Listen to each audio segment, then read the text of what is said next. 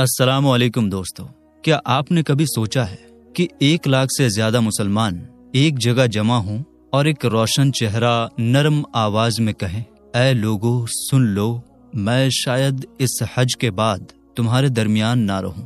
دل کانپ جائے، آنکھیں بھر آئیں اور ہر مسلمان کے لیے ایک آخری وصیت بن جائے۔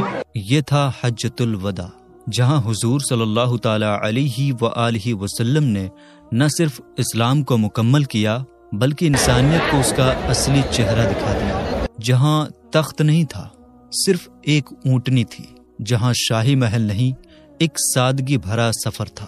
اس ویڈیو میں جانیے وہ آخری خطبہ جس نے نسل، ذات اور رنگ کی دیواریں گرا دی، وہ دعا جو آج بھی کعبہ کے سامنے گونج رہی ہے، اور وہ الفاظ جو قیامت تک ہر مسلمان کے لیے پیغام اور امانت ہے۔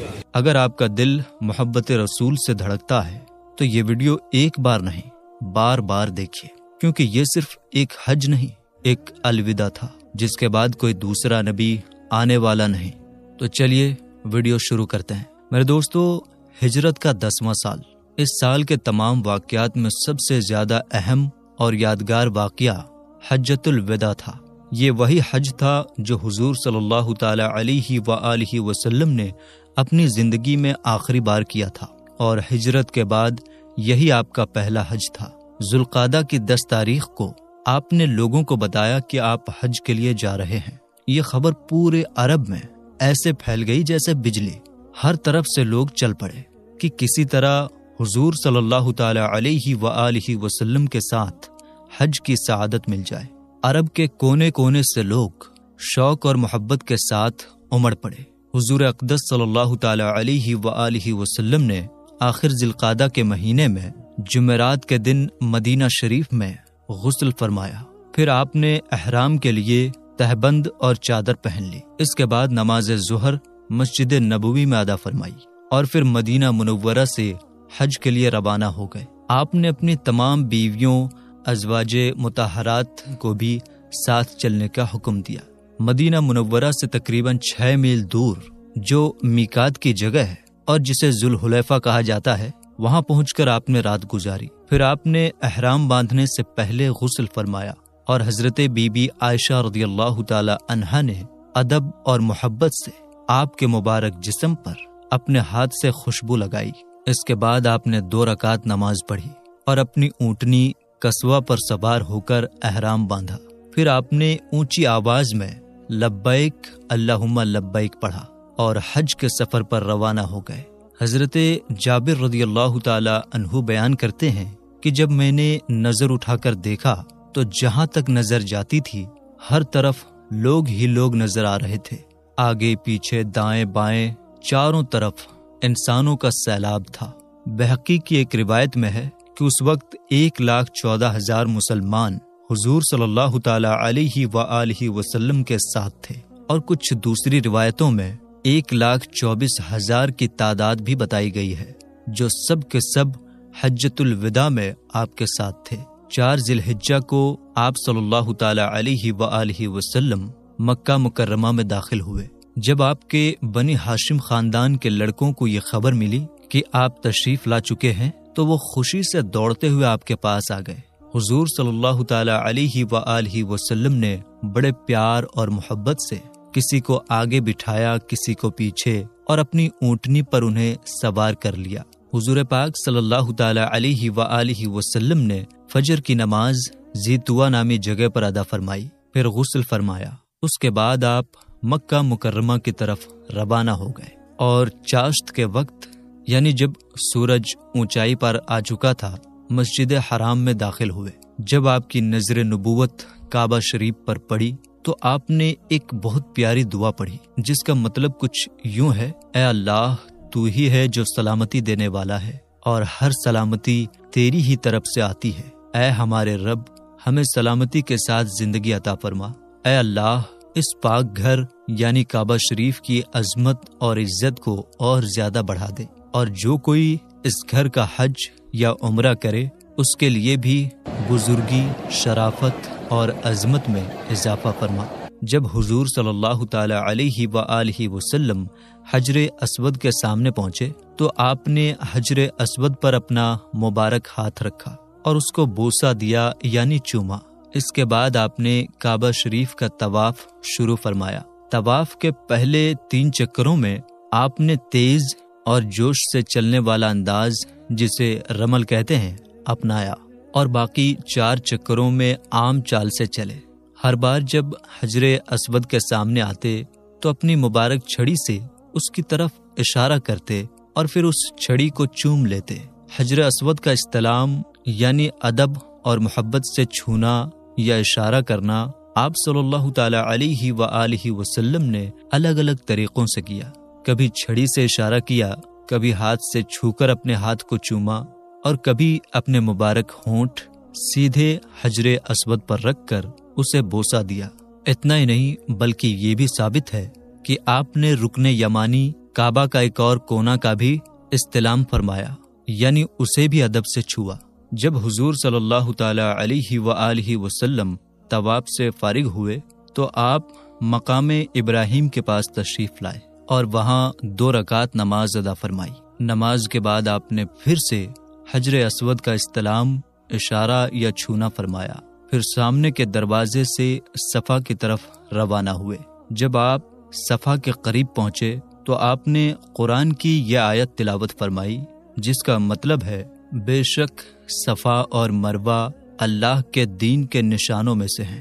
پھر صفا اور مروہ کی سعی فرمائی، اور چونکہ آپ صلی اللہ تعالی علیہ وآلہ وسلم کے ساتھ قربانی کے جانور تھے، اس لیے عمرہ ادا کرنے کے بعد آپ نے احرام نہیں اتارا۔ 8ویں ذی الحجہ جو جمعرات کا دن تھا، حضور صلی اللہ تعالی علیہ وآلہ وسلم نے منا کی طرف رخ فرمایا۔ آپ نے وہاں پہنچ کر 5 نمازیں ظہر، عصر، مغرب، عشاء اور اگلی صبح کی فجر کی نماز منا میں ادا فرمائی۔ پھر 9ویں ذی الحجہ جو کہ جمعے کا دن تھا، آپ عرفات کے میدان کی طرف تشریف لے گئے۔ جاہلیت کے دور میں چونکہ قریش اپنے آپ کو پورے عرب سے بہتر اور اونچا سمجھتے تھے، اس لیے وہ حج کے دن عرفات میں ٹھہرنے کے بجائے صرف مزدلفہ میں قیام کرتے تھے۔ باقی تمام عرب کے لوگ عرفات میں رکتے تھے، لیکن اسلام نے برابری اور انصاف کا نظام لایا اور قریش کو بھی باقی سب کے برابر کر دیا۔ انہیں کوئی الگ درجہ نہیں دیا گیا۔ اللہ تعالیٰ نے حکم نازل فرمایا جس کا مطلب ہے، اے قریش، تم بھی وہیں عرفات سے پلٹ کر آؤ جہاں سے سب لوگ پلٹ کر آتے ہیں۔ حضور اکرم صلی اللہ تعالی علیہ وآلہ وسلم جب عرفات پہنچے تو وہاں ایک کمبل سے بنے ہوئے خیمے میں ٹھہرے۔ پھر جب سورج ڈھل گیا تو آپ نے اپنی اونٹنی قصبہ پر سوار ہو کر لوگوں کو خطبہ دیا۔ اس خطبے میں آپ نے اسلام کے بہت سے اہم حکم اور باتیں لوگوں تک پہنچائی، اور ساتھ ہی جاہلیت کے زمانے کی ساری برائیوں اور غلط رسموں کو ختم کرتے ہوئے یہ اعلان فرمایا جس کا مطلب کچھ یوں ہے، سن لو جاہلیت کے تمام دستور میرے دونوں قدموں کے نیچے پامال ہیں۔ اسی طرح جاہلیت کے دور میں جو باتیں لوگوں کو آپس میں بانٹتی تھیں، جیسے خاندانی گھمنڈ، رنگ اور نسل کی اونچ نیچ اور قومی بڑائی کا گھمنڈ، حضور صلی اللہ تعالی علیہ وآلہ وسلم نے اپنے اس ایتہاسک خطبے میں پوری طرح ختم کر دیا۔ آپ نے اسلام کی برابری اور انصاف کی تعلیم کا اعلان کرتے ہوئے فرمایا، اے لوگو سن لو، تمہارا رب ایک ہے اور تمہارا باپ حضرت آدم علیہ السلام بھی ایک ہیں۔ کسی عربی کو عجمی یعنی غیر عربی پر، کسی غیر عربی کو عربی پر، کسی گورے کو کالے پر یا کسی کالے کو گورے پر کوئی بھی بڑائی نہیں سوائے تقوی کے، یعنی اللہ کے نزدیک اونچ نیچ کا پیمانہ رنگ یا نسل نہیں بلکہ پرہیزگاری اور نیک اعمال ہیں۔ اسی طرح پوری دنیا میں امن اور چین قائم رکھنے کے لیے رحمت اور امن کے پیغمبر تاجدار دو عالم صلی اللہ تعالی علیہ وآلہ وسلم نے یہ بہت اہم اعلان فرمایا، تمہاری جان اور تمہارا مال، یعنی کسی کی جان لینا اور اس کا مال چھیننا قیامت تک ایک دوسرے پر حرام ہے۔ جس طرح آج کا دن، یہ مہینہ اور یہ شہر عزت اور ادب والے ہیں، اسی طرح کسی مسلمان کی جان اور مال کی حفاظت ہر حالت میں ضروری ہے۔ جب حضور صلی اللہ تعالی علیہ وآلہ وسلم نے اپنا خطبہ مکمل کیا تو آخر میں وہاں موجود لوگوں سے آپ نے پوچھا، کل قیامت کے دن جب اللہ تعالیٰ تم سے میرے بارے میں پوچھے گا تو تم کیا کہو گے؟ سبھی لوگوں نے ایک ساتھ کہا، ہم گواہی دیں گے کہ آپ نے اللہ کا پیغام ہم تک پہنچا دیا اور آپ نے پیغمبر ہونے کا حق پوری طرح ادا کر دیا۔ یہ سن کر حضور صلی اللہ تعالی علیہ وآلہ وسلم نے اپنی انگلی آسمان کی طرف اٹھائی اور 3 بار فرمایا، اے اللہ تو گواہ رہنا۔ ٹھیک اسی وقت جب حضور صلی اللہ تعالی علیہ وآلہ وسلم اپنے خطبے کے ذریعے اللہ کا پیغام پوری امت تک پہنچا رہے تھے، یعنی اپنا فرض رسالت ادا کر رہے تھے، اسی وقت قرآن کی ایک بے حد اہم آیت نازل ہوئی جس کا مطلب ہے، آج میں نے تمہارے لیے تمہارے دین کو مکمل کر دیا اور اپنی نعمت تمام کر دی اور تمہارے لیے دین اسلام کو پسند کر لیا۔ میرے دوستو، یہ حیرت سے بھر دینے والا اور سوچنے لائق واقعہ بھی یاد رکھنے کے قابل ہے کہ جب شہنشاہ کائنات، اللہ کے سب سے عظیم نبی اور پوری انسانیت کے لیے رہنما حضور صلی اللہ تعالی علیہ وآلہ وسلم اللہ کا حکم اور اس کا دین لوگوں تک پہنچا رہے تھے، تو آپ کی سواری کا حال یہ تھا، نہ کوئی تخت تھا، نہ کوئی شاہی ہودج، نہ زری محمل، نہ تصویریں، نہ تاج۔ آپ کی اونٹنی قصبہ اور اس پر جو کجاوا سواری کی زین تھا وہ شاید 10 روپے سے بھی کم قیمت کا تھا، یعنی شان و شوکت کا کوئی دکھاوا نہیں تھا، صرف سادگی، سچائی اور اللہ کے حکم کی نمائندگی تھی۔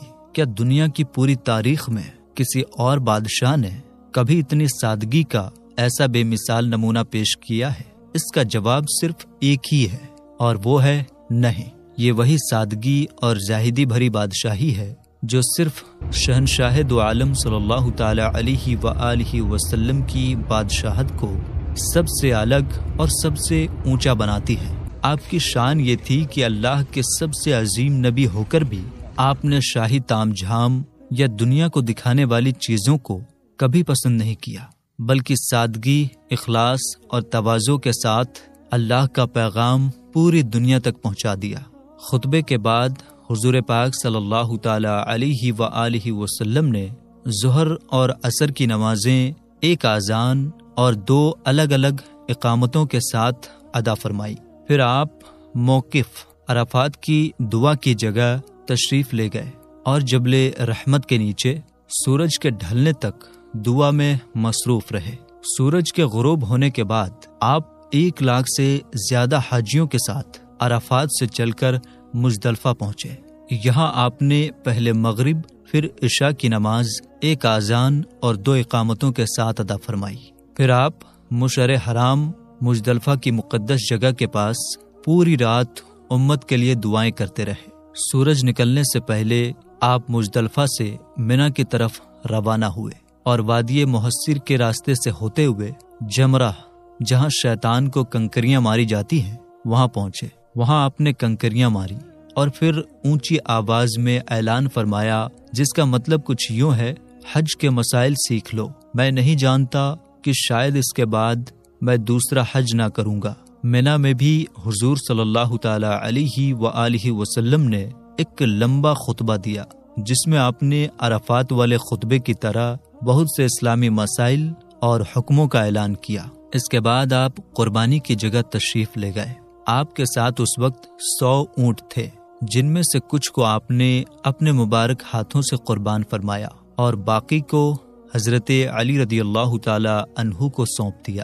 آپ نے حکم فرمایا کہ گوشت، چمڑا، جھول اور اونٹوں کی رسیاں وغیرہ سب کچھ خیرات کر دیا جائے۔ قصاب یعنی کسائی کی مزدوری ان چیزوں میں سے نہ دی جائے، بلکہ اسے الگ سے پیسے دے کر مزدوری ادا کی جائے۔ قربانی کے بعد حضور پاک صلی اللہ تعالی علیہ وآلہ وسلم نے حضرت معمر بن عبداللہ رضی اللہ تعالی عنہ سے اپنے سر کے بال اتروائے۔ پھر آپ نے کچھ بال حضرت ابو طلحہ انصاری رضی اللہ تعالی عنہ کو عطا فرمائے اور باقی مبارک بال مسلمانوں میں تقسیم کرنے کا حکم دیا۔ اس کے بعد آپ مکہ معظمہ تشریف لائے اور وہاں طواف زیارت ادا فرمایا، جو حج کا ایک اہم رکن ضروری حصہ ہے۔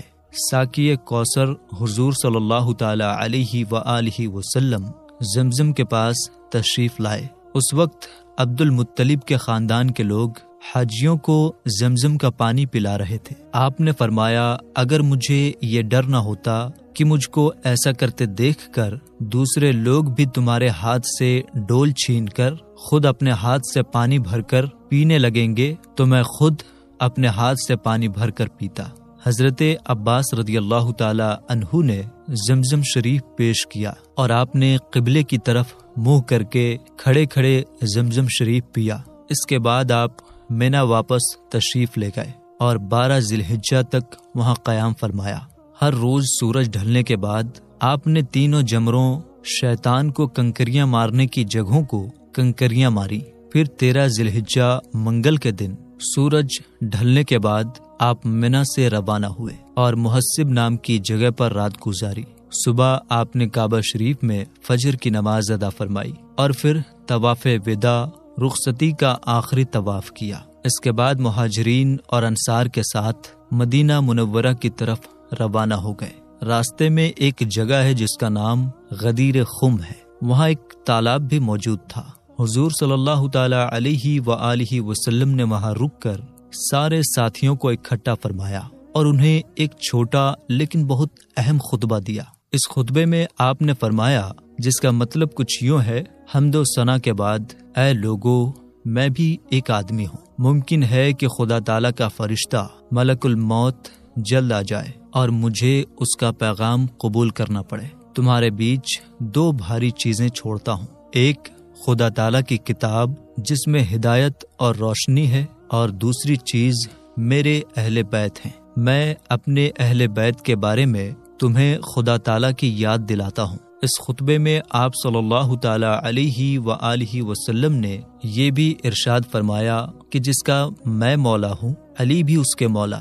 اے اللہ، جو علی سے محبت رکھے اس سے تو بھی محبت رکھ، اور جو علی سے عداوت رکھے اس سے تو بھی عداوت رکھ۔